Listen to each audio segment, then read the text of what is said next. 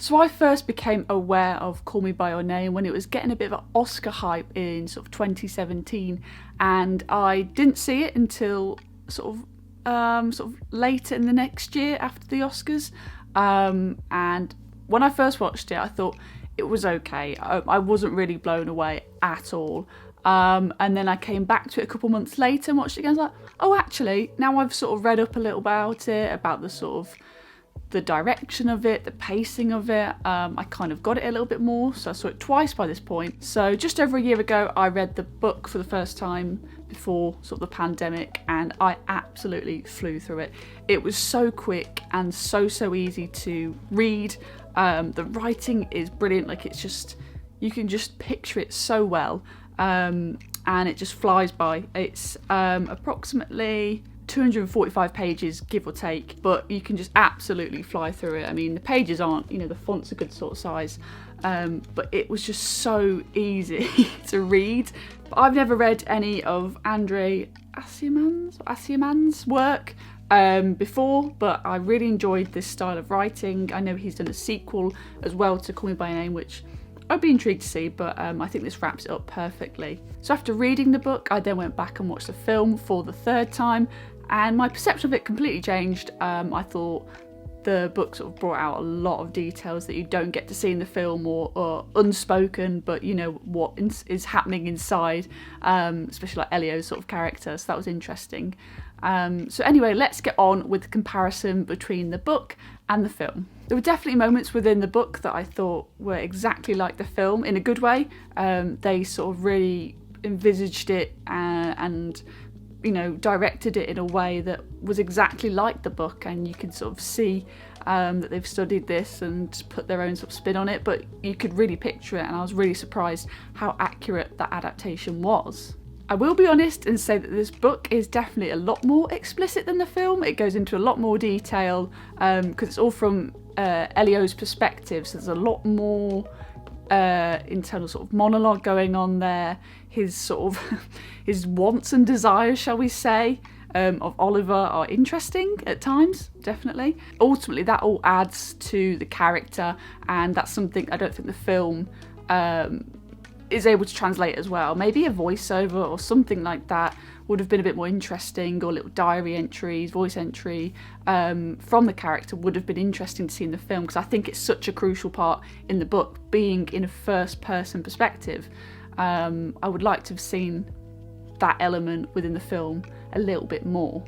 There were moments in here that really fleshed out what happened within the film. For example, there's the moment where Elio gets the nosebleed at the dinner table. And you think, okay, that's unusual. Why has he just got this sudden nosebleed? But in the book, it gives you the detail that Oliver put his foot on Elio, and it obviously made him feel all these sort of emotions flooding, and he just got a nosebleed. But that doesn't give you the context. But then again, you could argue and say that the audience isn't stupid, you could make a guess at it leaves it a bit more open. But if you read the book, you would understand that, and the detail is there in the book. So there's things like that I did like. Whether they could have showed it, maybe a few shots like that would have explained things a little bit more. But I think they went for a bit more of the art house, European kind of cinema, a bit more obscure, just random sort of shots put together within the edit. But nevertheless, they are different at the end of the day. The book is going to go into more detail than the film, that's natural. But it's just another element they could have maybe tried. I'm sure if you've read the book and seen the film, you probably want me to talk about the ending, and I have to say I much preferred the ending within the book compared to the film. It gives you a much more satisfying ending than the film. I mean, Timothée Chalamet crying in front of the fireplace is obviously heartbreaking anyway, but I think the book gives you much more satisfaction. You do get that moment where Oliver lets Elio know that he is going to get married to a woman, but it has that extra moment where he goes to visit him when they're much older, when he's at the university, and I think that's a beautiful touch, and I think that could have set it up nicely. And I know they're trying to do a sequel. Obviously there is a sequel to the book as well, which I've not read, so I can't comment on that. And they're obviously going to try and do a sequel to the film. I'm not sure what they're going to do at the minute with certain actors.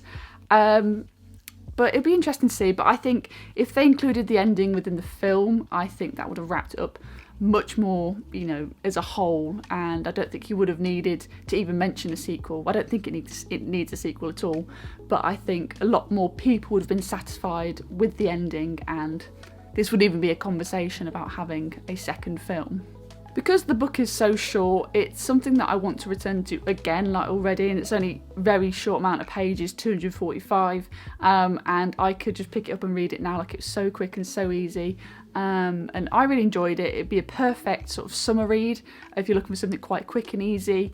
I think it's a brilliant book, and like I said, there is a bit of explicit language and description within it. So maybe read it if you're 18 plus, I would say. Definitely give that. I mean, the film's technically a 15, but I'd say this is quite a little bit more explicit than the film is. And yes, the peach scene is in the book. That's pretty much exactly the same as it is in the film. So in terms of adaptation from the book to the film, I think this is a pretty reliable one. But obviously the director is still able to put his own spin on the film, while staying very sort of truthful to this. The plot moves a lot quicker in the book, and the film takes a little bit more time for you to sort of, you know, are they, aren't they kind of thing. But the book is a lot quicker in terms of beats, whereas the film takes its time. I hope you guys enjoyed that book versus film comparison video. It's something that I enjoy doing because I like reading and watching films. So hopefully I'm going to do more of those in the future.